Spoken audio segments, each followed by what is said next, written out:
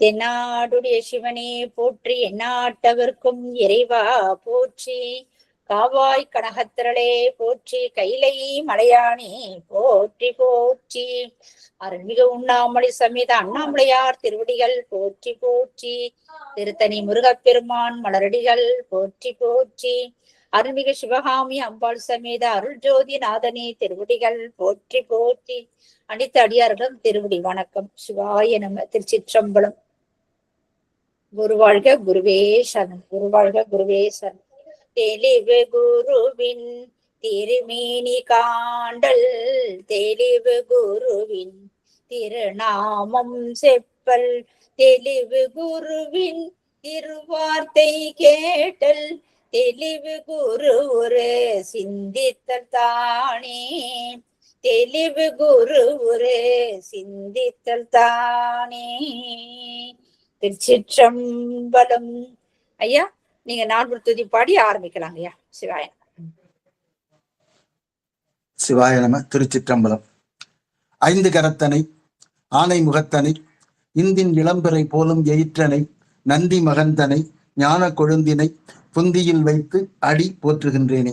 சைவத்தின் மேல் சமயம் வேறு இல்லை, அதில் சார் சிவமாம் தெய்வத்தின் மேல் தெய்வம் இல்லெனும், நான்மறை செம்பொருள் வாய்மை வைத்த சீர்திரு தேவாரமும் திருவாசகமும் உய்வை தரச் செய்த நால்வர் பொற்றாள் எம் உயிர் துணையே.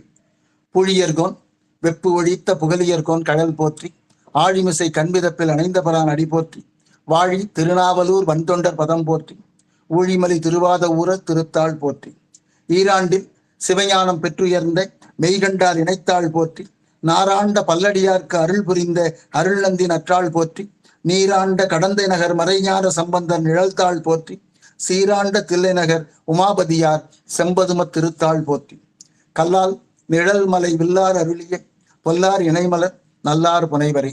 சிவா. திருச்சிற்றம்பலம். எல்லாம் வல்ல எம்பெருமானினுடைய திருவடிகளை என் மனது மனம் மொழி மெய்களினாலே வணங்கி மகிழ்கிறேன். அதே போல குருவருளையும் இந்த நேரத்திலே நினைந்து வழிபடுகிறேன். இந்த நிகழ்ச்சியை அற்புதமாக ஏற்பாடு செய்து கொண்டிருக்கிற பிரேமா சம்பந்தம் அம்மையார் அவர்களுக்கும், இதனை பதிவு செய்து உடனுக்குடன் யூடியூபிலே பதிவேற்றம் செய்து வருகிற சாருமதி அம்மா அவர்களுக்கும், மற்றும் இந்த இணையத்திலே என்னோடு பயணித்துக் கொண்டிருக்கிற அத்தனை அடியார் பெருமக்களினுடைய திருவடிகளையும் வணங்கி மகிழ்கிறேன். பலவேறு சூழ்நிலைகளுக்கு இடையேயும் இந்த நிகழ்ச்சியினை தொடர்ந்து நடாத்தி வருகிற ஈசன் குடும்பத்தாருக்கும், யான் சார்ந்திருக்கிற திருவாசக சிந்தனை வேலுண்டு வினையில்லை குழுமம், அந்த குழுமத்தை நிர்வகித்துக் கொண்டிருக்கிற ஆனந்த அன்பழகன் ஐயா அவர்கள் மற்றும் அந்த குழுமத்தை சார்ந்த அத்தனை அடியார் பெருமக்களினுடைய திருவடிகளையும் விழுந்து வணங்கி மகிழ்கிறேன். நாம் பல்வேறு பிறவிகளிலே செய்த தவத்தின் பயனாக இந்த அமர்விலே கலந்து கொண்டிருக்கிறோம். அடியனுக்கும் அந்த வாய்ப்பு கிடைத்திருக்கிறது. நாம் திருவருட்பயன் என்கிற நூலினை சிந்தித்துக் கொண்டிருக்கிறோம். ஏன் நாம் பல்வேறு பிறவிகளிலே செய்த தவம் என்று சொல்கிறேன் என்று சொன்னால், இந்த சைவ சித்தாந்த நூல்கள் அனைத்தும்,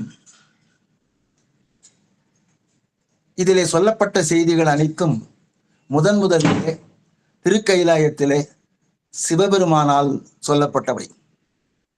அந்த சிவபெருமான் நந்தி தேவருக்கு அருளினார்.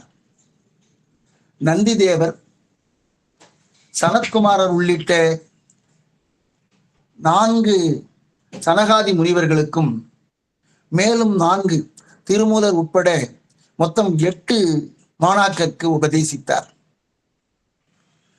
அந்த சனத்குமாரர் என்பவர் சத்தியஞான தர்சினி என்பவருக்கும், சத்தியஞான தர்சினி என்பவர் பரஞ்சோதியாருக்கும் இதனை உபதேசம் செய்தார். பரஞ்சோதியார் மெய்கண்டாருக்கு உபதேசம் செய்தார்.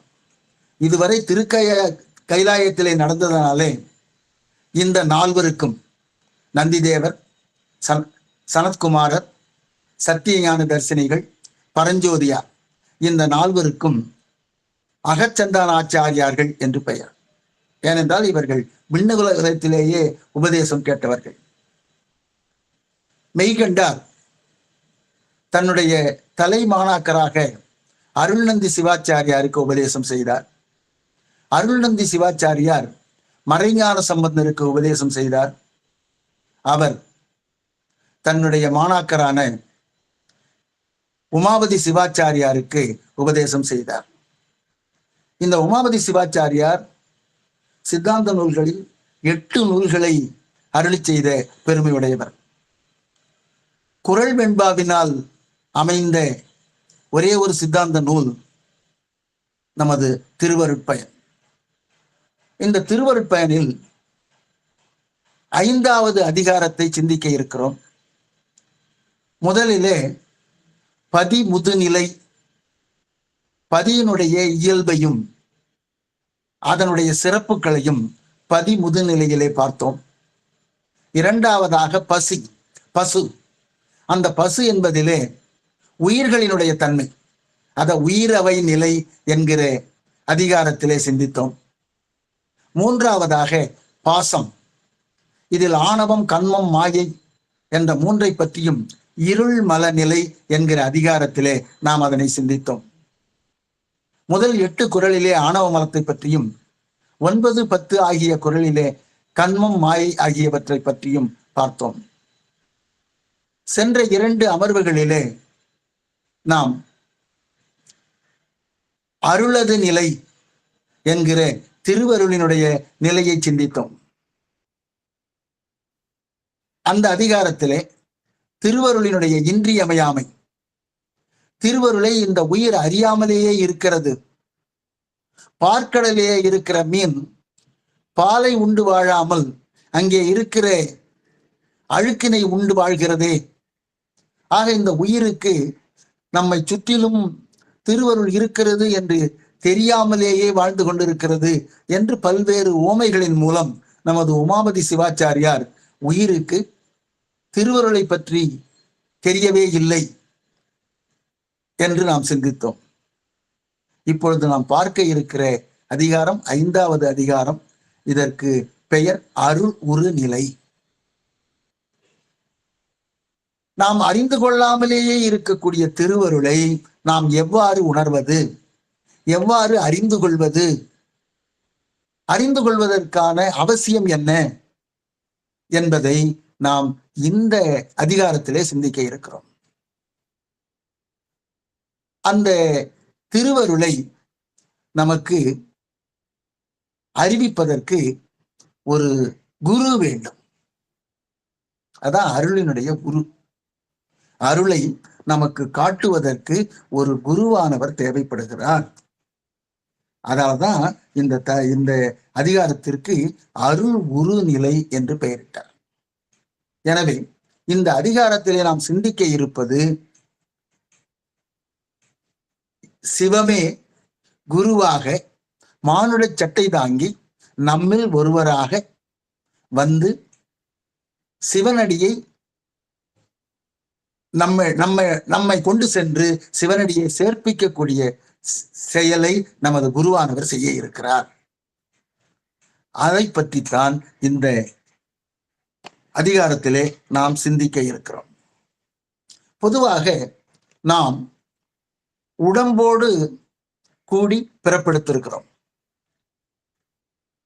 எனவே இந்த உடம்பிற்குள் நான் கட்டுப்பட்டு இருக்கிறேன். ஆனால் உடம்பில் கட்டுண்டு இருக்கிறோம் என்பதை இந்த உயிர் அறியாமலேயே இருக்கிறது. அது மட்டும் இல்லை, உடம்பில் உள்ள 5 பொறிகள் அவற்றின் வசப்படுத்தி இருக்கின்றன நம்மை.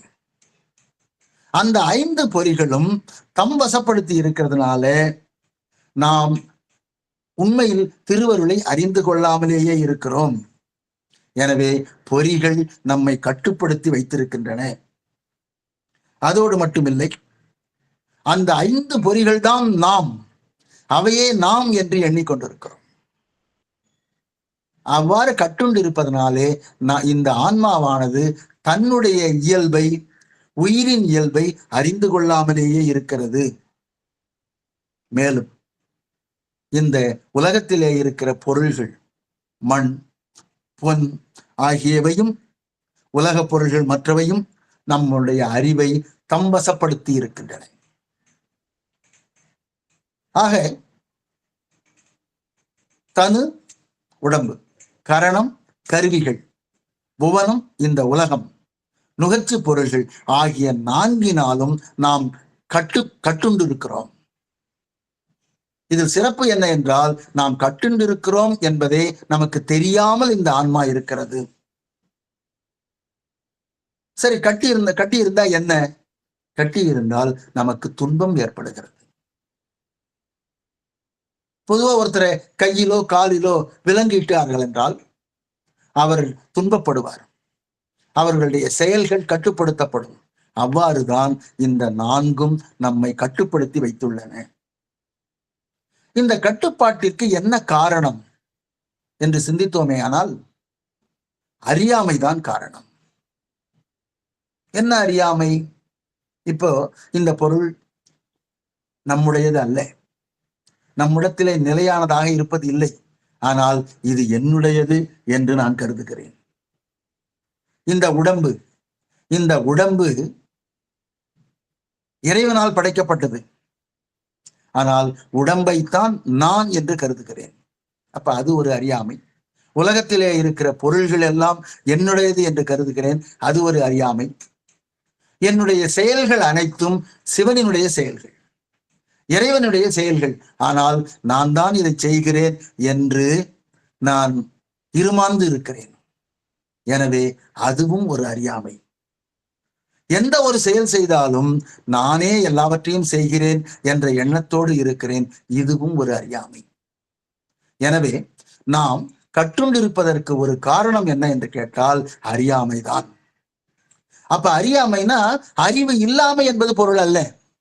அறியாமை என்பது மயக்க அறிவுடையதாக இருக்கிறோம். இதைத்தான் வடமொழியில விபரீத அறிவுன்னு சொல்லுவாங்க. இந்த விபரீத ஞானம், விபரீத அறிவு என்பது தவறாக புரிந்து கொண்டிருப்பது. இந்த தவறாக புரிந்து கொண்டிருப்பதை தான் நாம் என்ன சொல்றோம்? மயக்க உணர்வு, அறியாமை. ஆக அறியாமை என்பது முழுவதுமாக அறிவு இல்லாதது இல்லை, விபரீத ஞானம் என்று சொல்கிறோம்.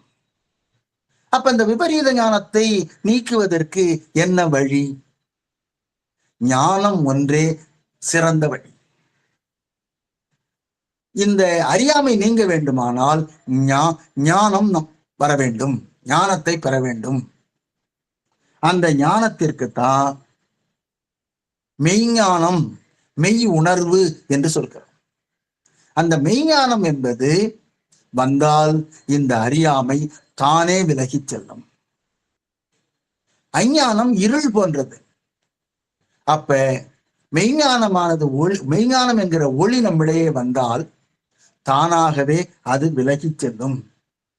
அதனாலதான் இதை மெய்யறிவு என்கிறோம். அப்ப மெய்யறிவுனா என்ன? பொருள்களினுடைய இயல்பை அறிந்து கொள்வதுதான் மெய்யறிவு. பொருள்கள்னா என்ன? இறை, தலை, உயிர், இந்த 3 தான் உள்பொருள்கள்.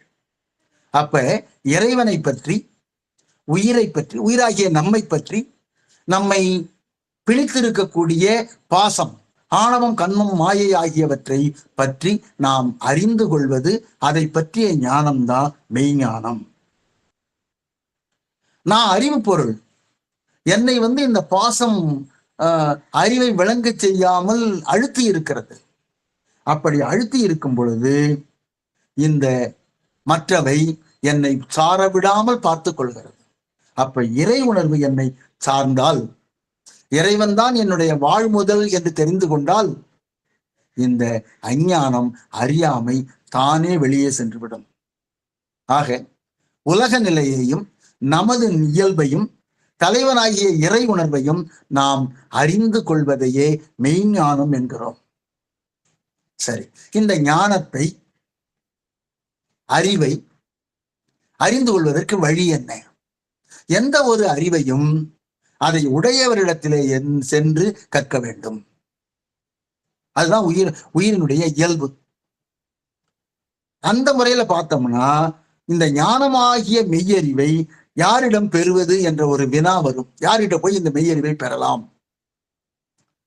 நாம சின்ன வயசுல தொடக்கப்பள்ளியில சேர்க்கிறாங்க.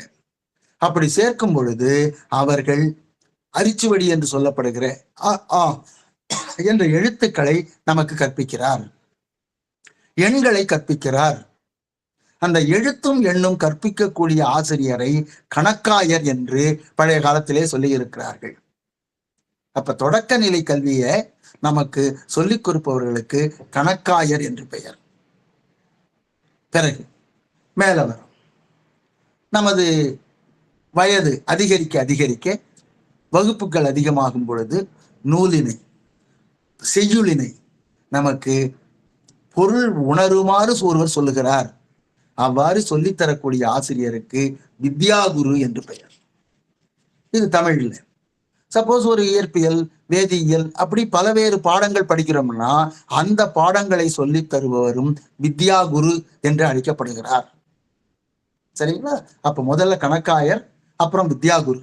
வித்யாகுரு செய்யுள உணர்வு தோன்ற அதனுடைய பொருள் நமக்கு உணருமாறு நமக்கு சொல்லித் தருபவர் வித்யாகுரு. அடுத்தது இன்னொரு குரு இருக்கார். அந்த குரு சமய தீட்சை கொடுக்கிறவர், விசேட தீட்சை கொடுப்பவர். சமய தீட்சைனா சமயத்துக்குள்ளால வருவதற்கு முன் அனுமதி பெறக்கூடிய தீட்சை. இது சமய தீட்சை கொடுப்பவர். விசேட தீட்சை கொடுப்பவர். விசேட தீட்சைனா ஒரு சிவபெருமானை லிங்க வடிவத்திலே வைத்துக் கொண்டு தினந்தோறும் வழிபாடு செய்தல், அபிஷேக ஆராதனை செய்தல் எவ்வாறு திருக்கோயில்களில் நடைபெறுகிறதோ அதே போல வீட்டிலே நமது பெருமானை அதிலே எழுந்தருளச் செய்து அந்த லிங்க திருமேனிக்கு தினந்தோறும் பூசை செய்தலை விசேட தீட்சை என்று சொல்கிறார்கள். அதற்குரிய அதிகாரத்தை தருபவர், ஆக சமய தீட்சை விசேட தீட்சை ஆகிய இரண்டையும் தருபவர் கிரியா குரு என்று பெயர். அவருக்கு பேர் கிரியா குருன்னு பேர். அப்ப இது வித்யா குரு, அடுத்தது கிரியா குரு. இப்ப கிரியா குருவுக்கு மேல நமது தலைகள் நீங்கிய பிறகு உரிய பக்குவம் வருகிற பொழுது அந்த பக்குவ நிலையிலே இறைவனே மானுட சட்டை தாங்கி நமக்கு முன்னாலே வந்து நம்மை சிவபெருமானுடைய திருவடிக்கு அழைத்து செல்லக்கூடிய குருவைத்தான் நாம் ஞான குரு என்று சொல்கிறோம். அப்ப கணக்காயர், வித்யாகுரு, கிரியாகுரு, ஞானகுரு. அந்த ஞானகுரு தான் ஞானாசிரியர் என்று அழைக்கப்படுகிறார். இந்த ஞானாசிரியர் சிவமே அன்றி வேறில்லை என்று ஞாபகம் வச்சு. சிவபெருமான் தான் மானுட சட்டை தாங்கி நம்மிடத்திலே குருவாக வருகிறார். சிலர் என்ன நினைக்கிறாங்க, குருவே எனக்கு தேவையில்லை, நூல் இருக்கிறது, நான் படித்துக் கொள்கிறேன் அப்படின்னு நினைக்கிறாங்க. சைவ சித்தாந்தம் என்ன சொல்லுதுன்னா, குருவருள் இல்லாமல் திருவருள் இல்லை. ஆக குரு மூலமாகத்தான் நாம் திருவருளை உணர முடியும். எனவே குருவருள் என்பது மிக முக்கியமானது. அதைத்தான் அருள் குரு நிலை என்று சொல்கிறோம். சரி, குருவை நாம் தேடி போகணுமா அப்படின்னு கேட்டா, குருவை நாம் தேடி செல்ல வேண்டிய அவசியம் இல்லை.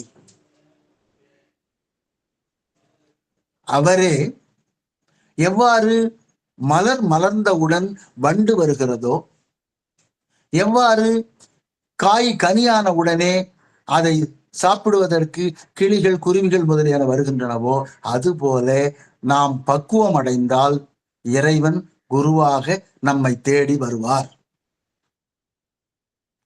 சரி, பக்குவம்ங்கிறீங்களே, பக்குவம்னா என்ன? அடுத்த கேள்வி இருக்கு. பக்குவம் என்றால் என்ன அப்படின்னு கேட்டா, ஒருத்தர் சொல்றத எப்படி சொல்றாரோ அதை போலவே சொல்லிய வண்ணமே சொல்லிய போதே யார் ஒருவர் உணர்ந்து கொள்கிறாரோ அவரை பக்குவமுடையர் என்று சொல்கிறோம். ஆக ஒன்றை சொல்கிறோம், ஒரு கருத்து சொல்லப்படுகிறது. அந்த கருத்தை சொன்னவுடன் அவர் எப்படி சொன்னாரோ அதனுடைய 100% அந்த நேரத்திலேயே எந்த விதமான குறைகளும் இல்லாமல் ஐயம் திரிபர அவர் உணர்ந்து கொண்டாரே ஆனால் அவரை பக்குவம் உடையவர் என்று சொல்கிறோம். இன்னும் சித்தாந்த நோக்கில சொன்னோம்னா உணர்த்தியதை உணர்த்திய வண்ணம், அதாவது உணர்த்தியவாறே உணர்த்திய போதே யார் உணர்ந்து கொள்கிறார்களோ அவரே பக்குவம் உடையவர். சரி, அப்ப பக்குவம் உடையவருக்கு தான் இறைவன் குருவாக வருவார். இப்ப இன்னொன்று தெரிஞ்சுக்கணும். அப்ப ஞானாசிரியரா வருவது சிவமே வருகிறார் என்பதை நாம் ஒவ்வொருவரும் உணர்ந்து கொள்ள வேண்டும். அப்ப அவர் நம்மள மாதிரி தானே இருக்காரு, அவர் எப்படி சிவமாக இருப்பார் அப்படின்னு நம்ம கேட்டோம்னா அதுல நம்ம நல்லா தெரிஞ்சுக்க வேண்டியது நம்மை பற்றி உள்ளது ஆணவ மலம். இந்த ஆணவ மலம் இருப்பதனால தான் நாம இந்த பொருள்களை இனியனவாக நினைத்து அதன் மீது பாசத்தை வைத்திருக்கிறோம். நாள்பட இறைவனுடைய கருணையினாலே இந்த ஆணவ மலத்தின் மீது உள்ள பற்று தேய ஆரம்பிக்கும். அப்ப உலக பொருள்களின் மீது வெறுப்பு தோன்றும். அப்படி வெறுப்பு தோன்றின உடனே அந்த இடத்தை திருவருளானது வந்து நிரப்பிக்கும். ஒரு இடம் இருக்குது, அந்த ஒரு இடத்துல கொஞ்சம் கொஞ்சமா உலக பொருள் மீது வெறுப்பு ஏற்படுகிறது. வெறுப்பு ஏற்பட்ட உடனே இறை உணர்வு அல்லது அருள் உணர்வு அதுக்குள்ளாத ஃபுல்லாகும். அப்படியே ஆணவ மலத்தினுடைய தன்மை குறைஞ்சிக்கிட்டே வருது, வெளிதாகிட்டே வருது. அப்ப திருவருளுடைய தன்மை அதிகமாயிட்டே வரும். அப்படி வரும் பொழுது இதற்கு மல பரிபாகம் என்று பெயர். ஆணவ மலம் குறைஞ்சிக்கிட்டே வருது, திருவருள் அதுல ஃபுல்லாகிட்டே இருக்குது. இதுக்கு மல பரிபாகம்னு பேர். பரிபாகம்னா பக்குவம், நல பரிபாகம்னு சொல்லுவாங்க. மல பரிபாகம்னா மலமானது பக்குவம் அடைகிறது. அப்படி பக்குவம் அடைஞ்ச உடனே இறைவனை நோக்கி இந்த உயிரானது ஆராய தலைப்படும். அப்ப இறைவனுடைய திருவருளை நோக்கி இந்த ஆன்மா செல்லும். அப்படி சென்ற உடனே நம் மீது திருவருளானது விழுந்திருக்கிறது. இதற்கு சக்தி நிபாதம் என்று பெயர். இறைவனுடைய திருவருள் நம் மீது படிந்திருப்பதை சக்தி நிபாதம்னு பேரு. இதை 4 வகையில படிஞ்சிருக்குது, அது பின்னாடி படிப்போம். இந்த சக்தி நிபாதம் நிகழும் பொழுது உடனே நம்ம நிகழறது இருவினை ஒப்பு. இருவினைனா நல்வினையும் தீவினையும். அப்ப இருவினை ஒப்புனா நல்லது நடக்கும் போது மகிழ்ச்சி அடையாமலும் தீமை நடக்கும் பொழுது சோர்வு அடையாமலும் இருக்கிற நிகழ்ச்சியை இருவினை ஒப்பு என்று சொல்கிறார்கள். எனவே இந்த உயிருக்கு ஆணவ மலம் குறைய குறைய அருள் அதிகமாகிறது. இந்த நிலையில 3 நிகழ்கிறது. ஒன்னு இருவினை ஒப்பு, இன்னொன்னு சக்தி நிபாதம், இன்னொன்னு மல பரிபாகம். இந்த 3ம் நிகழ்ந்தவுடனே இது பக்குவ நிலைக்கு ஆன்மா ரெடி ஆயிடுச்சுன்னு அர்த்தம். ஆக பக்குவ நிலை அடைவதற்கு என்ன செய்யணும்? தவம் செய்து கொண்டே இருக்க வேண்டும். தவம்னா என்ன? திருமுறையை படிக்கிறது, பூஜையை தன்னுடைய பலன் எதிர்பாராமல் மிகுந்த அன்புடன் செய்யறது. இப்படி செஞ்சோம்னா நாம் தவம் செய்து கொண்டிருக்கிறோம் என்று பொருள். அப்ப பக்குவ நிலையை இந்த ஆன்மா எய்திவிட்டது. சில பேர் என்ன பண்ணுவாங்க, நான் பக்குவ நிலையை அடைஞ்சிட்டேன் அப்படின்னு சொல்லுவாங்க. அப்படி சொல்லுவர்கள் எல்லாம் உண்மையான பக்குவ நிலையை அடைந்தவர்கள் அல்ல. அவருடைய வேடங்கள், அவருடைய செயல்கள், அவருடைய உள்ளத்தினுடைய பாங்கு இதெல்லாம் பார்த்தோம்னா அவர் உண்மையா பக்குவம் அடைந்தவர் இல்லை என்பதை அயலார் தெரிந்து கொள்ளலாம். சரி, அப்ப பக்குவம் உடையவர் நம்ம எப்படி தெரிஞ்சுக்கிறது ஒருத்தரை அப்படின்னு கேட்டா, நம்மால் ஒருவர் பக்குவம் அடைந்து விட்டாரா இல்லையா என்பதை நம்மால் அறிய முடியாது. ஆக பக்குவத்தை உணர்வதற்குரிய தகுதி உலகத்தார்க்கு இல்லை.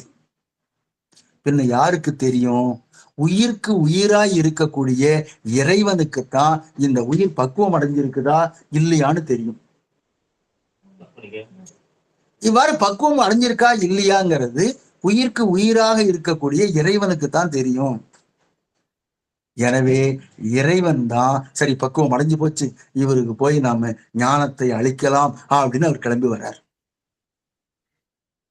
ஆக பக்குவம் எந்த நேரத்தில் அடைகிறதோ உடனே எந்த காலதாமதமும் இல்லாமல் இறைவனே குருவாக மாறி மானுட சட்டை தாங்கி நமக்கு வருவார். சரி வர்றார். சரி எனக்கு ஒரு 5 மணிக்கு பக்குவம் அடைஞ்சிருச்சுன்னு வச்சுங்களேன், அவரு சரியா 5 மணிக்கு டான்னு குருவா நிற்பார். நான் முன்னாடியே சொன்னேன், குருவை தேடி போக வேண்டிய அவசியம் இல்லை. மாணிக்க வாசகர் குருவை தேடி போகல. அவரு நல்ல கம்பீரமா குதிரை வாங்குவதற்கு ஒரு முதலமைச்சருடைய ஒரு உடையோட குதிரை மேல போறார். அதுவும் ஒட்டகத்தை எல்லா விதமான பொன் மூட்டைகளையும் எடுத்துக்கிட்டு போறார். ஆனா இறைவன் அங்க குருந்த மரத்தடியில காத்திருந்தார். அவர் தான் குரு, ஞான குரு. அவருக்கு அதுக்கு பிறகு மாணிக்க வாசகர் நிகழ்ந்த செயல்கள் எல்லாம் நமக்கு தெரியும். எனவே ஆக குரு சரியா 5 மணிக்குன்னு சொன்னா 4:59 வரமாட்டார், 5:01 வரமாட்டார். சரியா 5 மணிக்கு ஞான குருவாக நமக்கு இதனை உபதேசிப்பார்.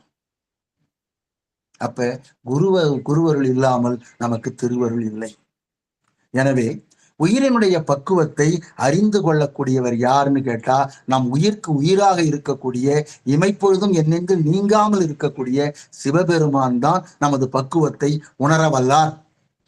எனவேதான் அவரே இந்த ஆன்மாவுக்கு நாம் ஞானத்தை தர வேண்டும்னு குருவா வர்றார். அப்ப நம்ம நினைக்கலாம், நம்ம மாதிரி மாயாகாரியமாகிய உடம்ப வச்சுக்கிட்டு பெருமானே வருவாரா? அது வரமாட்டார். அந்த மாதிரி உடம்ப வச்சிருந்தாருன்னா அவரும் நம்ம போல உயிர் வர்க்கமாகி விடுவார். அப்ப இறைவன்கிறது தனி. அப்ப இறைவனிட்ட இருந்து வர்றது இவர் உயிர் வர்க்கம் கிடையாது. எனவே இறைவன் இறைவனாகவே இருப்பார். அவர் மானுட சட்டை தாங்கி குரு வடிவத்துல நமக்கு வருவார். சரி, எப்படி அவர் குரு வடிவத்துல வருவார் அப்படின்னு கேட்டா, சில ஆன்மாக்கள் இருக்கு. அந்த ஆன்மாக்களுக்கு சுத்த ஆன்மா என்று பெயர். அவங்க முழுவதுமாக மலமாகிய மாசு தீர்ந்து வாழக்கூடியவர்கள். அவர்கள்ட்ட சிறிதளவு கூட மலம் இருக்காது. அதற்கு சுத்த ஆன்மான்னு பேர். அவர் தற்போதம் முழுதும் நீங்கியவர். தற்போதமா தெரியும், தன்முனைப்பு முழுவதும் நீங்கியதாக இருக்கக்கூடிய சுத்த ஆன்மா இருக்கு பாருங்க, அவரிடத்துல இறைவன் விளங்கி தோன்றுவார். எப்படி தோன்றார்னு சொன்னா, தயிரில் நெய் போல தோன்றினார். தயிர்ல எப்படி நெய் உண்டாகிறதோ அந்த மாதிரி மிக எளிமையாக அவருக்கு வெளிப்படுவார். அப்ப இறைவன் சுத்த ஆன்மாவுல வெளிப்பட்டு நிற்கிறார். நம்மிடத்துல எப்படி நிற்கிறார்னா, பாலில் நெய் போல நிற்கிறார். ஏன்னா பாலை காய்ச்சணும், புற ஊற்றணும், அப்புறம் தயிராகும், அப்புறம் அதை சிலுப்பணும். இப்படியெல்லாம் பல்வேறு நிலைகள் கடந்தாதான் நமக்கு இருக்கும். நம் போன்றவர்களுக்கு இறைவன் பாலில் நெய் போல கலந்திருக்கிறார். அப்ப சுத்த ஆன்மாவில இறைவன் என்ன பண்றார்? அவரிடத்திலே வருகிறார். அப்படி வந்தவுடனே அவரது இயல்பை கீழ்ப்படுத்தி தன்னுடைய இயல்பை மேம்படுத்தி நிற்கிறார். அப்ப இறைவன் அங்கு வெளிப்படுத்தி நிற்கிறார். வெளிப்பட்டு நின்றவுடனே அவர் அந்த மனித ரூபத்தில் இருக்காரு இல்லையா, அவருடைய இயல்பு குறைஞ்சு போது அங்கே பெருமானினுடைய இயல்பு அதிகமாகுது. அப்படி பெருமானினுடைய இயல்பு அதிகமாகிறதான் நாம இறைவன் குருவாக வந்திருக்கிறார். அப்ப அவர் சுத்த ஆன்மா, அந்த சுத்த ஆன்மாவில பெருமான் வந்திருக்கிறார். நல்ல ஞாபகம் வச்சு. இப்போ கொஞ்சம் இது எடுத்துக்காட்டு சொல்றோம்னு வச்சுங்களேன். கொஞ்ச காலத்துக்கு முன்னாடி பாத்தீங்கன்னா இந்த படங்கள்லாம் சிலது பேய் பிடிக்குதுன்னு சொல்லுவாங்க. அப்ப அந்த பேயானது யார பிடிச்சிருக்குதோ அவருடைய இயல்பை குறைச்சி தன்னுடைய இயல்பை அதிகமாக்கி விடும். அவர் எப்படியெல்லாம் நடந்து கொள்வாரோ அப்படி அந்த பேய் நடந்து கொள்ளுமோ அதே போல அந்த பேய் பிடித்தவர் நடந்து கொள்வார். அததான் ஆவேசித்து நிற்றல். சொல்லுங்கம்மா. ஐயா, வாக்கு சொல்றோம் அப்படின்றாங்க. அப்புறம் சாமி ஆடி வாக்கு சொல்றது, அதெல்லாம் எப்படிங்க ஐயா? அது எப்படின்னாமா, சிலருக்கு அந்த அருள் உண்டுமா, சிலர் அருள் வர்ற மாதிரி சொல்லிக்கிறாங்களே தவிர சிவம் அவரு அங்க இருக்கிறாரான்னு சொல்ல முடியாதுமா. பெரும்பாலான அருள் வாக்குகள் அந்த அளவுக்கு இதா இல்லை. நம்ம சிவம் நமக்கு குருவாக ஞானத்தை தருவாரே தவிர வாக்கு கொடுத்த, அதாவது அருள் வாக்கு சொல்வதாக இல்லை. சித்தாந்தம் அப்படி சொல்லலை, நமக்கு ஞானத்தை கொடுக்கிறார். அது இப்படி நடக்கும், அப்படி நடக்கும், அங்க போகாத, இங்க போகாத, சில சாத்திரங்கள் இதை சிலது இதை செஞ்சா சரியாகும் அப்படின்னு சில பரிகாரங்கள் சொல்கிறார்கள்.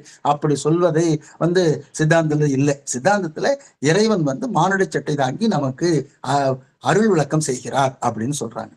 ஆக எதுக்கு இது எடுத்துக்காட்டு சொல்லணும்னா, அது பேயா நின்னு சொன்ன உடனே அது தன்னுடைய இயல்பை வெளிக்காட்டும் என்பது போல சிவம் அந்த குருவினிடத்திலே இருந்து இவருக்கு என்ன உபதேசம் செய்யணும் அப்படிங்கிறது அவரிடத்திலே உணர்த்துவார்.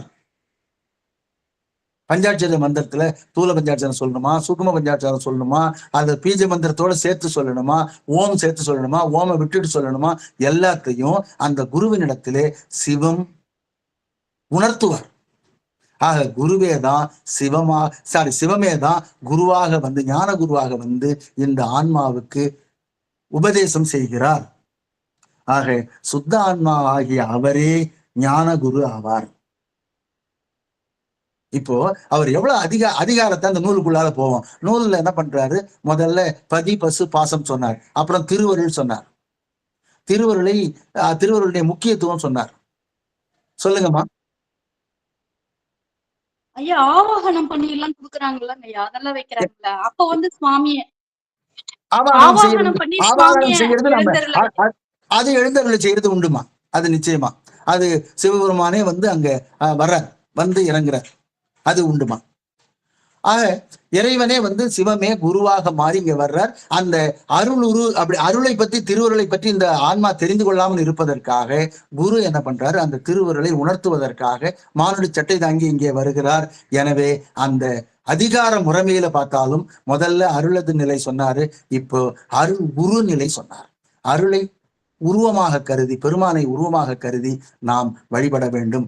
எனவே இந்த அதிகாரத்திலே நாம் குரு எவ்வாறு நமக்கு அருள் செய்கிறார் என்பதை பார்க்க போகிறோம். இதுல 3 முக்கியமான கருத்துக்கள் இந்த அதிகாரத்துல சொல்லப்படுகிறது. ஒண்ணு, ஞான குருவாலேயே ஞானத்தை அடைய முடியும், ஞான குரு இல்லாம நம்மாலே அடைய முடியாது என்பது ஒன்று. இரண்டாவது, ஞான குரு என்பவர் சிவமே ஆகும். அப்ப ஞான குரு வேற, சிவம் வேற அப்படின்னு நினைக்க கூடாது. மூணாவது, ஞான குருவை உலகம் உணராது, அவரு நம்ம மாதிரிதான் இருப்பாரு. அப்ப உலகத்தாருக்கு இவர் தான் ஞான குரு என்று தெரியாது. இப்ப உடனே அடுத்த கேள்வி வரும், என்ன வரும்? ஞானம் அப்ப நாம உபதேசம் கேட்பது யாரிடத்திலே கேட்க வேண்டும்? இல்லறத்துல இருக்கவங்கள்ட்ட கேட்கணுமா, துறவரத்துல இருக்கிறவங்கள்ட்ட கேட்கணுமா, இல்ல திருமணத்துல கேட்டுக்கணுமா அப்படிங்கிற சந்தேகம் வரும். இல்லறத்தார்கிட்டையும் கேட்கலாம், உபதேசம் கேட்கலாம். அதே போல துறவரத்தார்கிட்டையும் கேட்கலாம். அப்படின்னு இருக்காங்க ஐயா, சித்தர்கள் அப்படின்னு இருக்காங்க ஐயா. சித்தர்கள் உபதேசம் பண்றாங்கன்னா அவங்கள்ட்ட பெறலாமா? தீட்சை பெறலாம். தீட்சை இப்ப கொடுக்குறாங்கன்னா பெறலாம். சரிங்களா? ஆக திருமணத்திலையும் பெறலாம். இப்போ யாரிடத்திலே பெற்றாலும் கூட அந்த குரு சிவம்தான்.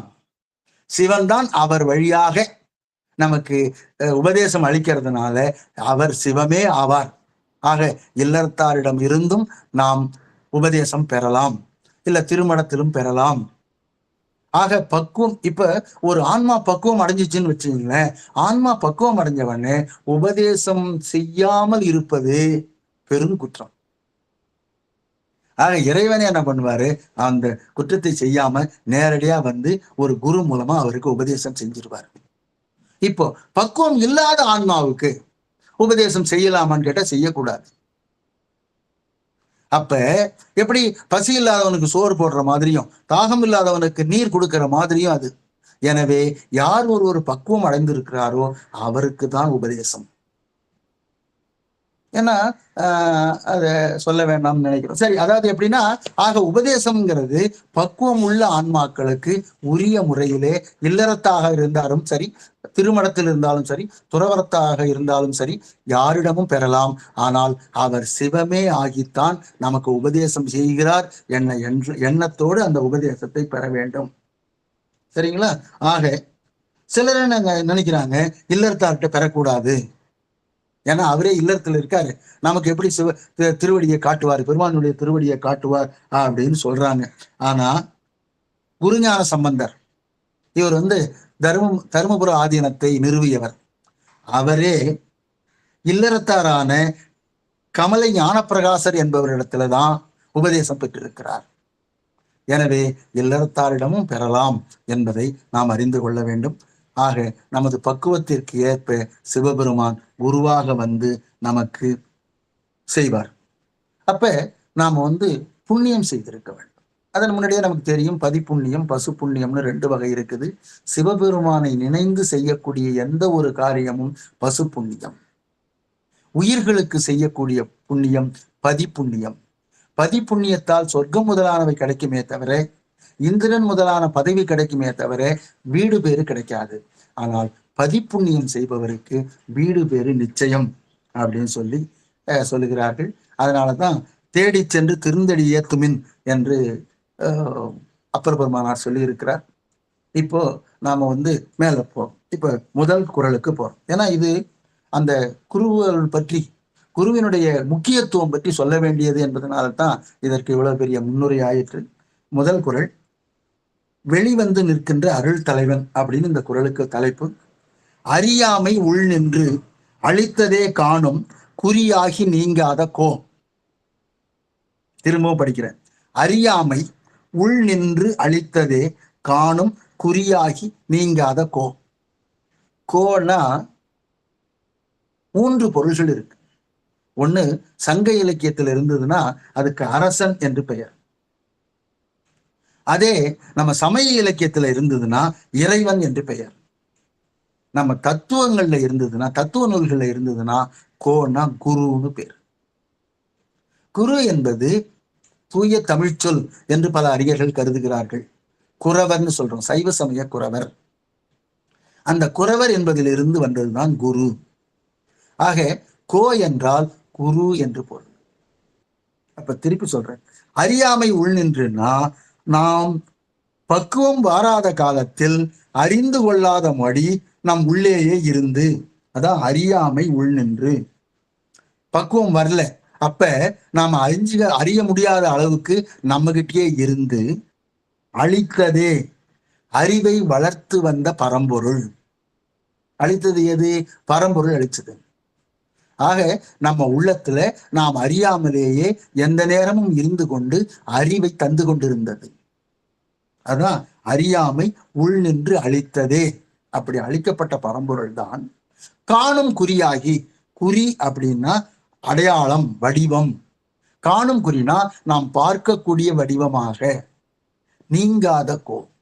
நீங்காத கோன்னா நீங்காமல் உடனாய் நின்று திருவருளை தெளிய உணர்த்தக்கூடிய குருவாக வருகிறார்.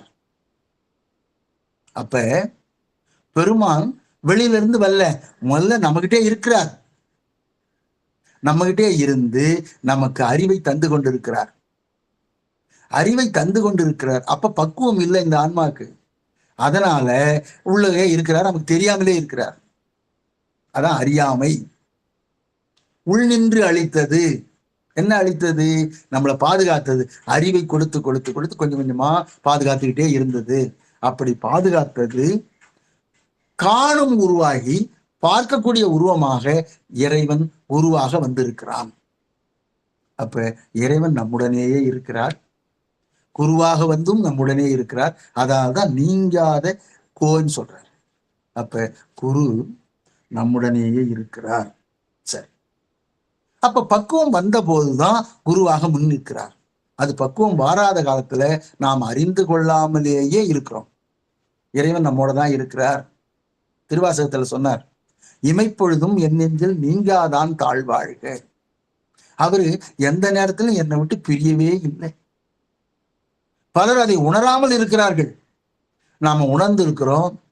இது போன்ற சித்தாந்த கல்வியை கற்கிறோம், திருமுறைகளை கற்கிறோம். அப்படி கற்கிறதோட இல்லாமல் பக்குவம் வந்த உடனே இங்க உள்ள இருக்கிற பெருமான் தான் வெளியே வரார். எப்படி வரார்? குருவாக மாறி வருகிறார்.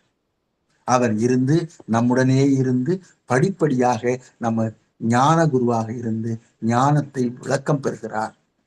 இறைவனுடைய திருவடிகளில் நம்மை கொண்டு சேர்க்கிறார். அப்ப பக்குவ நிலை, பக்குவம் அற்ற நிலை அப்படிங்கிறத எப்படி தெரிஞ்சுக்கிறது அப்படின்னு கேட்டா, அதுக்கு நம்ம மெய்கண்டார் ஒரு அற்புதமான ஒரு உவமையை சொன்னார்.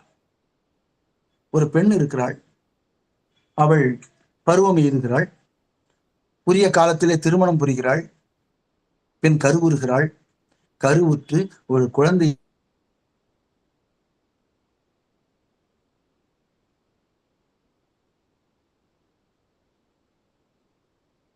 பெற்றெடுக்கிறாள். அந்த உடம்புலதான் அது வரைக்கும் பால் இல்லை, பக்குவம் இல்லாத காலத்து இல்லை.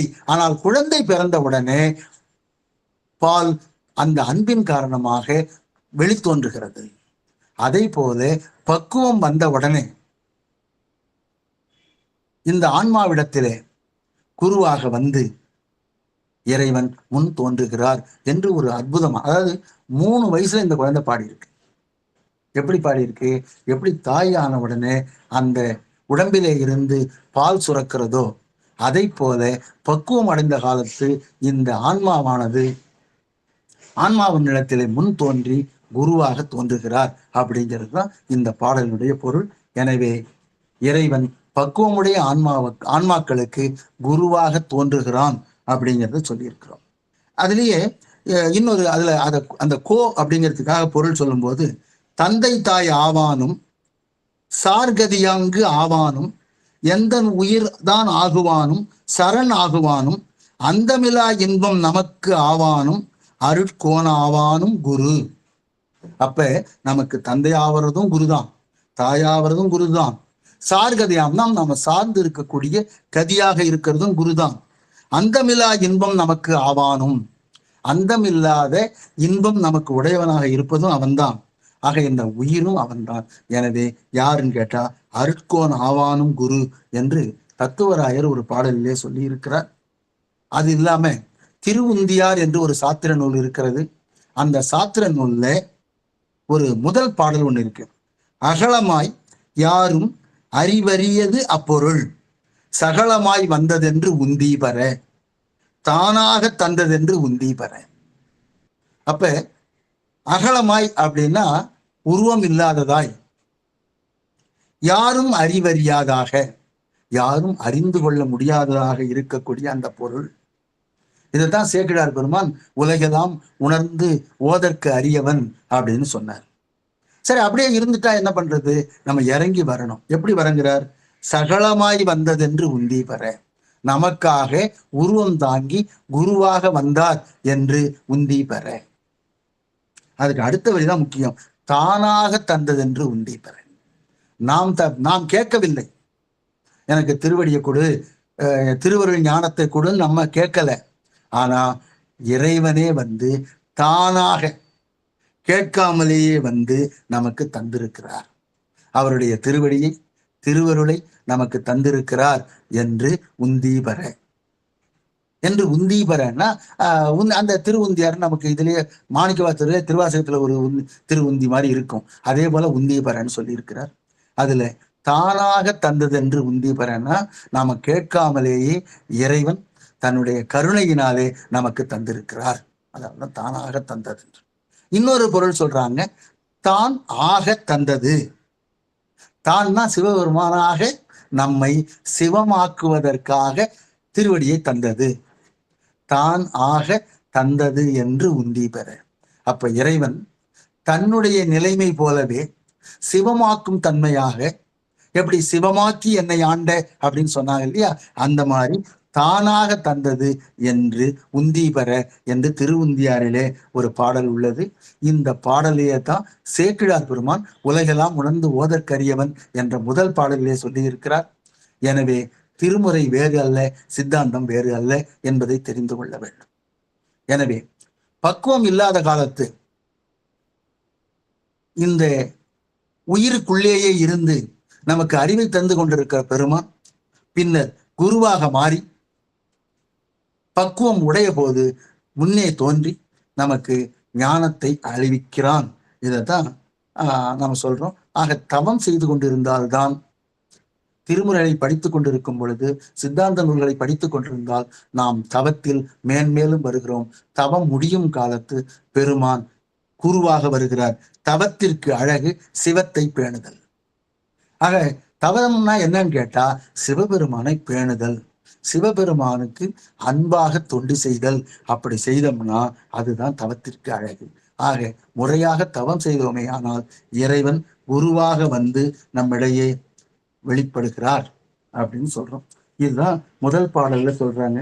எனவே உயிரின் அறியாமையை மங்கச் செய்து அறிவை விளக்கம் செய்வதற்காக பெருமான் குருவாக வந்து நமக்கு இருக்கிறார்.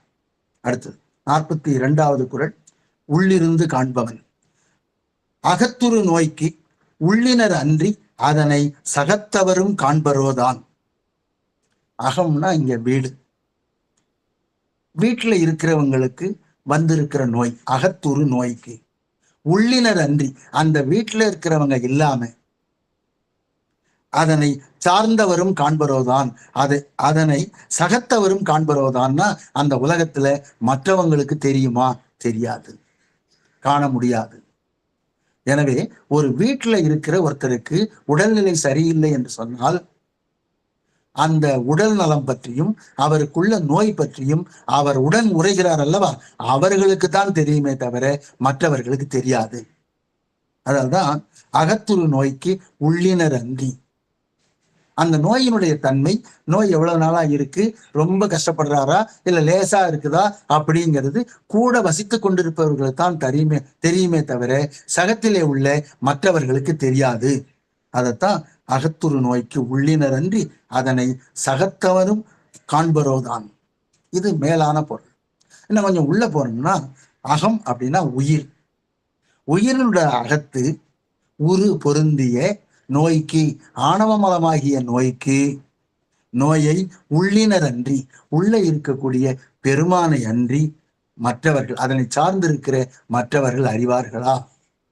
ஆக உயிருக்கு உயிராக இருக்கக்கூடியவர் தான் அந்த நோயினுடைய தன்மையை, ஆணவமலத்தினுடைய தன்மையை அறிந்து கொள்வார்களே தவிர மற்றவர்கள் அறிந்து கொள்ள மாட்டார்கள். அதைத்தான் இதுல சொல்றார். அகத்துரு நோய்க்கு உள்ளினர் அன்றி அதனை சகத்தவரும் காண்பரோதான். அப்ப மற்றவர்கள் இதை காண்பவர்களான்னு கேட்டா மற்றவர்களால் அறிய முடியாது.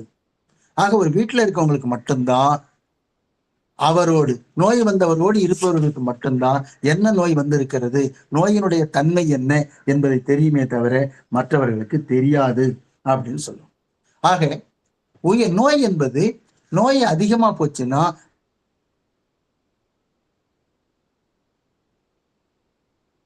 அருளின் நாட்டம் குறையா இருக்க, நமக்கு அருளின் நாட்டம் மிகுதியாகும். அருளின் நாட்டம் மிகுதியாகும்னா இறைவனை நாம் அறிந்து கொள்வோம். இதைத்தான் நான் முன்னாடியே சொன்னேன், மல பரிபாகம் அப்படின்னு சொல்லி இருக்கிறோம். இந்த பகுதியில அந்த உலகத்துல இருக்கிறவங்களுக்கு, கூட இருக்கிறவங்களுக்கு தான் அந்த நோயினுடைய தன்மை தெரியுமே தவிர மற்றவர்களுக்கு தெரியாது என்று இதிலே சொல்லி இருக்கிறார். அடுத்தது 43வது குறள். அருளா வகையால் அருள் புரிய வந்த பொருளா அறியா புவி. அப்ப சிவமாகிய முதற் பொருள் தான் நேர் நின்று குருவாக வருகிறது. அப்படி வந்திருக்கிறத உலகத்தவர்கள் உணர மாட்டார்கள். அப்ப உலகத்தவர்கள் உணராம இருப்பாங்க. ஏன்னு கேட்டா இந்த பக்கத்துல தான் இருக்கார், அவரோட தான் பேசிக்கிட்டு இருந்தேன். ஆனா அவர் தான் குருவா வருவார், அவர் மூலமா தான் இறைவன் வருவார். எனவே இந்த உலகத்துல இருக்கவங்களுக்கு, மற்றவர்களுக்கு அவர் தான் குரு என்பது தெரியாது. இப்ப குருங்கிறது தெரியாதுன்னு கேட்டா, இப்ப உதாரணமா ஒண்ணு சொன்னோம்னா, இப்ப அப்பூதி அடிகளார் இருக்கார். அப்பூதி அடிகளார் திருநாவுக்கரசரையே குருவாக நினைத்தவர். அவர் வைத்திருக்கிற தண்ணீர் பந்தல், வீட்டுக்கு, மனைவிக்கு, குழந்தைக்கு, வீட்டுல இருக்கிற அனைத்து சடப்பொருள்களுக்கும் எல்லாத்துக்கும் அவர் பேர் திருநாவுக்கரசன் தான் வச்சிருந்தார். அவர் வச்சிருக்கிற தண்ணீர் பந்தலுக்கு திருநாவுக்கரசு தண்ணீர் பந்தல் தான் வச்சார். குழந்தைக்கு மூத்த திருநாவுக்கரசு, அடுத்த பையனுக்கு இளைய திருநாவுக்கரசு, இப்படி எல்லாம் எங்க பார்த்தாலும் திருநாவுக்கரசு. ஆனா அவர் திருநாவுக்கரசை பார்த்ததில்லை. அவருடைய புகழை கேள்விப்பட்டிருக்கிறார். கேள்விப்பட்டு அவரை குருவாக அவர் ஏற்றுக்கொண்டவர். ஒரு நாள் அப்பர் பெருமான் அந்த வழியே வரார். வழியே வரும் பொழுது அந்த தண்ணீர் பந்தலை பார்க்கிறார். திருநாவுக்கரசர் தண்ணீர் பந்தல்னு இருந்தது. உடனே அங்க இருக்கிற பணியாளர்கிட்ட போய் கேட்டார், இந்த மாதிரி பேர் வச்சிருக்கிறாங்களே, இந்த முதலாளி எங்க இருக்கிறார் அப்படின்னு கேட்டார். இதுவரை இங்கதான் இருந்தார், இப்பதான் பக்கத்துலதான் வீடு, போனா பார்க்கலாம் அப்படின்னு சொல்லி அவர் சொன்னார். சொன்ன உடனே திருநாவுக்கரசர் அவரை பார்த்தே ஆகணும்னு அப்பூதி அடிகளார் வீட்டுக்கு போறார். போய் பார்த்த உடனே அவரும் சிவனடியார், இவரும் சிவனடியார், இருவரும் விழுந்து வணங்கினார்கள். உடனே இவர் தன்னுடைய சந்தேகத்தை கேட்டார். எப்படி கேட்டார்னா, நீங்கள் வைத்திருக்கிற இந்த தண்ணீர் பந்தலுக்கு உங்கள் பெயரை வைக்காமல் வேறு ஒரு பெயரை வைத்திருப்பதன் காரணம் யாது சொல்லுங்கன்னு கேட்டார். அவருக்கு கோபம் வந்துருச்சு. திருநாவுக்கரசருடைய பெயரை வேறு பெயர் என்றா சொல்கிறீர்கள்? நீங்கள் இந்த மாதிரி சிவவேடத்துல இருந்ததுனால உங்களை சும்மா விடுறேன், இல்லாட்டி நடப்பதே வேறங்கிற மாதிரி அவர் கோபப்பட்டார். பிறகுதான் அவர் திருநாவுக்கரசருடைய பெருமையை சொல்கிறார். திருநாவுக்கரசர் தன்னுடைய சிறுமையை சொல்கிறார். தாங்கிட்ட இருக்கிற சிறுமையை, இந்த மாதிரி பல்லாண்டு காலம் சமண மலத்துல இருந்து பொய் பிரச்சாரங்கள் செய்த அந்த திருநாவுக்கரசர் அடியேன் தான் அப்படின்னு அவர் சொல்றார். இவர் சொன்னாரு, சிவாய நம என்ற மந்திரத்தை உச்சரித்து கடலிலே கல்லை கட்டி இருந்தும் அதிலே இருந்து நீந்தி கரையேறப்பட்ட குப்பத்திலே கடல் கரையை சேர்ந்த திருநாவுக்கரசர் நீர்தானோ என்று கேட்டு அப்பதான் அவருக்கு தெரியுது. எனவே குருவாக வரும் பொழுது இந்த சகத்தினர்கள் அறிந்து கொள்ள மாட்டார்கள் சிவத்தை. அது மட்டும் இல்ல, இன்னொருடைய சுந்தரருடைய வரலாற்றிலும் பார்க்கலாம். சுந்தரர்கிட்ட அணுக்க தொண்டராக பல ஆண்டு சிவபெருமான்கிட்ட சுந்தரர் அணுக்க தொண்டராக திருநீறு மடல் ஏந்தி பலகாலம் நின்றவர். ஆனா மண்ணுலகத்துக்கு வந்த உடனே புத்தூருக்கு அவர் சிவாச்சாரியாராக வருகிறார். இவர் மணக்கோலத்தில் அமர்ந்திருக்கிறார். அவருக்கு தெரியல சிவபெருமான் தான் வந்திருக்கிறார், அந்தணர் குலத்துல நமது திருமணத்தை தடுக்கிறார்னு அவருக்கு தெரியல. தெரியாம தான் பித்தரோ கேட்கிறார், நீதான் பித்தனா? ஒரு அந்தணருக்கு இன்னொரு அந்தணர் அடிமையாக முடியுமா அப்படின்னு கேட்கிறார். கேட்டது மட்டுமல்ல, வித்தகம் பேச வேண்டாம், பணி செய்ய வாரும், வாங்க, நீ அடிமைதான், என்ன கூட வா அப்படின்னு சொல்லி கூப்பிட்டார். அங்க தெரியல அவருக்கு. பல்லாண்டு காலம் விண்ணு உலகத்துல ஒன்றா இருந்தவர்கள் குருவாக இவர் தான் வந்திருக்கிறாரு தெரியல. அது மட்டும் இல்ல, பன்ருட்டிக்கு வரலாமான்னு பாக்குறார். பன்ருட்டியில பன்ருட்டிக்கு அருகில இருக்கிற திருவதிகையில உழவார பணி செய்த அப்பர் பெருமான் வாழ்கிறார், எனவே வாழ்ந்துட்டு கொண்டு இருக்கிறார், எனவே அந்த மண்ணை நான் மிதியேன்னு சொல்லி அந்த ஓரமா போய் சித்தவட மடத்துல தங்கி இருக்கிறார். அங்கேயும் பெருமான் அந்தணர் கோலத்துல அவருடைய தலை மீது திருவடியை வைக்கிறார். அப்போதும் அவரால் புரிந்து கொள்ளவில்லை. பெருமான் தான் குருவாக நமக்கு திருவடி தீட்சை அளிக்கிறார்னு தெரியல. யாரையா வயதானவராக இருக்கிறீர், உமது கால் என் தலை மீது படுகிறது, சற்று நகர்ந்து படும்னு சொன்னார். உடனே இன்னொரு இடத்துல இவர் என்ன பண்ணார், சரி இவர் நகரமாட்டார், வயதானவர், நாம போவோம்னு சொல்லி இன்னொரு இடத்துல போய் படுக்கிறார். அங்கும் அவர் படுத்திருக்கிறார். அங்கும் திருவடி தீட்சை தருகிறார். இப்படி பல முறை பயின்றும் இவர் குரு என்பதை, சிவம் என்பதை இவரால் அறிந்து கொள்ள முடியவில்லை. இது திருமுறைகள்ல. சித்தாந்தத்துக்கு வருவோம். சித்தாந்தத்துல பாத்தீங்கன்னா, மெய்கண்டாருடைய அவதாரத்திற்கு பிறப்புக்கு அடிகோலியவர், திருவெண்காட்டிலே சென்று முக்குள நீரிலே வழிபட்டால் உமக்கு ஆண் குழந்தை பிறக்கும் என்று அச்சுத களப்பாளருக்கு சொன்னவர் சகலாகம பண்டிதர். இவர் திருத்துறையூர் அப்படிங்கிற ஊர்ல வாழ்ந்தவர். அச்சுத களப்பாளர் திருவெண்காட்டிலே சென்று அந்த முக்குளத்திலே குளித்து பெருமானை வழிபடுகிறார். அவ்வாறு வழிபட்ட உடனே அங்கிருந்து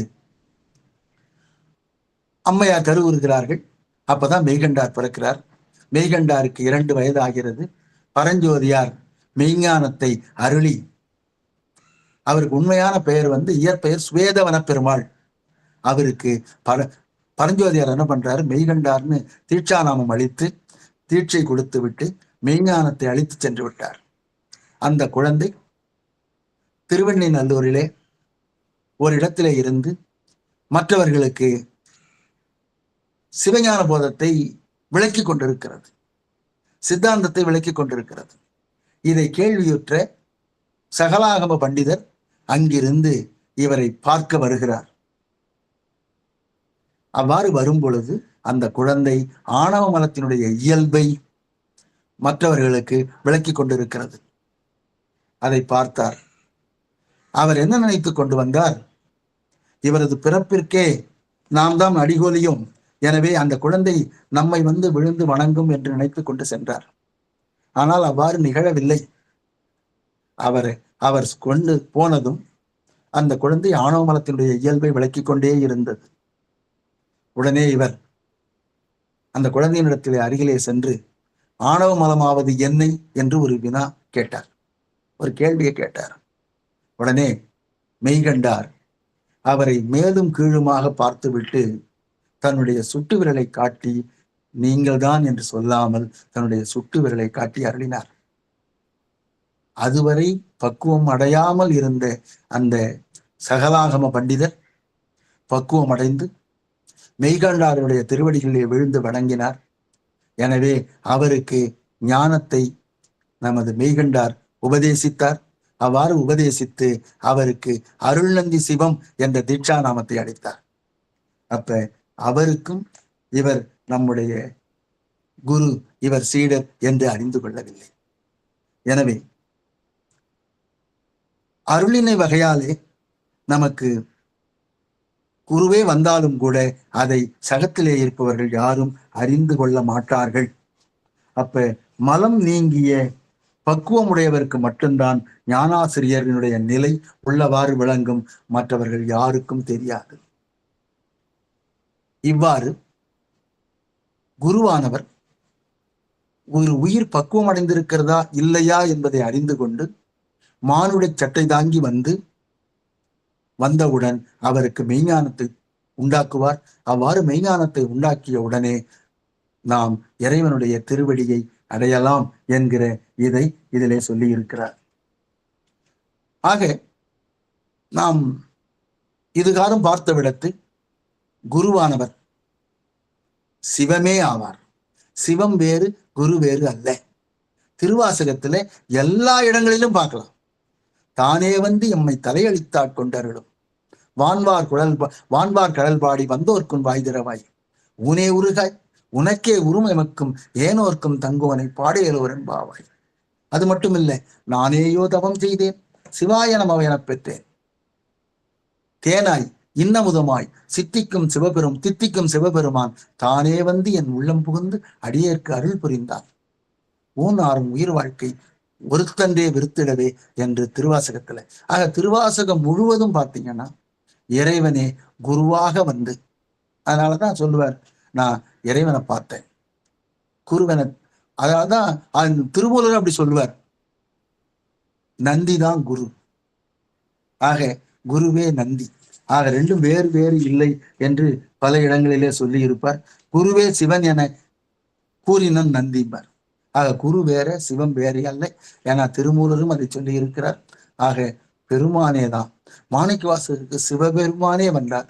நமக்கு குரு வடிவமாக மானுடைய சட்டை தாங்கி சிவபெருமான் தான் வருவார் என்கிற எண்ணத்தோடு உபதேசம் பெற்று இடைவிடாது தன்னலம் இல்லாமல் சிவபூஜை செய்து வருவார்களே ஆனால் உரிய பக்குவம் எய்தி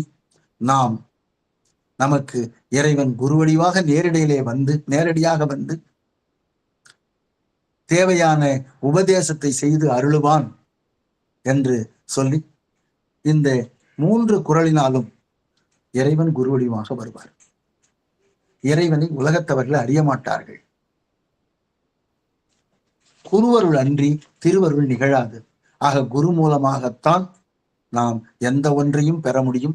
ஆக எந்த ஒரு கலையையும் எப்படி அந்த கலை வல்லுநர்களிடம் சென்று கற்றுக்கொள்கிறோமோ அதை போல இறைவனுடைய திருவடியை அடைந்தவர்கள் சுத்த ஆன்மாக்களின் வழியாக பெருமான் தான் நமக்கு குருவாக வருவார். இந்த குருவாக வருவார் என்கிற நிலையத்தான் இந்த அருள்குரு நிலை, அருள் குரு நிலை என்கிற அதிகாரத்திலே நாம் 3 குறள்களை சிந்தித்திருக்கிறோம். இதுவரை ஏன்னா கொஞ்சம் சிரமமான போர்ஷன் போல தெரிஞ்சது, ஏன்னா உங்களிடம் இருக்கிற ஒரு ஆர்வம் இருந்தாலும் கூட நாம் குருவடிவமாக மேலே செல்ல செல்ல கொஞ்சம் கடினமாக சிந்திப்பதற்கு எளிமையாக இருக்காது. ஏன்னா முன்னாடி போன இதெல்லாம் சொன்னதெல்லாம் ஓமைகளாக சொல்லிவிட்டார்கள். இப்பொழுது குரு வடிவமாக இறைவன் வந்து நமக்கு அருளுகிறான் என்கிற தன்மையை அறிந்து கொள்வதற்கு சிறிது பக்குவம் தேவை. அந்த பக்குவத்தை நாம் அடைந்ததனாலே தான் இங்கே வந்து கேட்டுக்கொண்டிருக்கிறோம். இந்த வாய்ப்பினை எனக்கு அளித்த பிரேமா சம்பந்தம் அம்மையார் அவர்களுக்கும் மற்றும் இதுவரை கேட்டுக்கொண்டிருந்த அத்தனை அடியார் பெருமக்களுடைய திருவடிகளையும் வணங்கி நான் விடைபெறுகிறேன். நன்றி, வணக்கம். ஆரிரு தடந்தோள் வாழ்க, அறுமுகம் வாழ்க, வெற்பை கூறுசை தனிவேல் வாழ்க, குக்குடம் வாழ்க, செவ்வேள் ஏரிய மைங்கை வாழ்க, அனைதன் அணங்கு வாழ்க, மாறிலா வள்ளி வாழ்க, வாழ்க செய்ர் அடியார் எல்லாம் வான்மிகில் வழாது பெய்க, மலிவளம் சுரக்க, மன்னன் கோன்மறை அரசு செய்க, குறைவிலாது உயிர்கள் வாழ்க, நான்மறை அறங்கள் ஓன்க, நற்றமம் வேள்வி மல்க, மேன்மைகள் செய்வ நீதி விளங்குக உலகம் எல்லாம். மேன்மைகள் செய்வ நீதி விளங்குக உலகம் எல்லாம். மேன்மைகள் செய்வ நீதி விளங்குக உலகம் எல்லாம். சிவா திருச்சிற்றம்பலம். சிவாயனம்.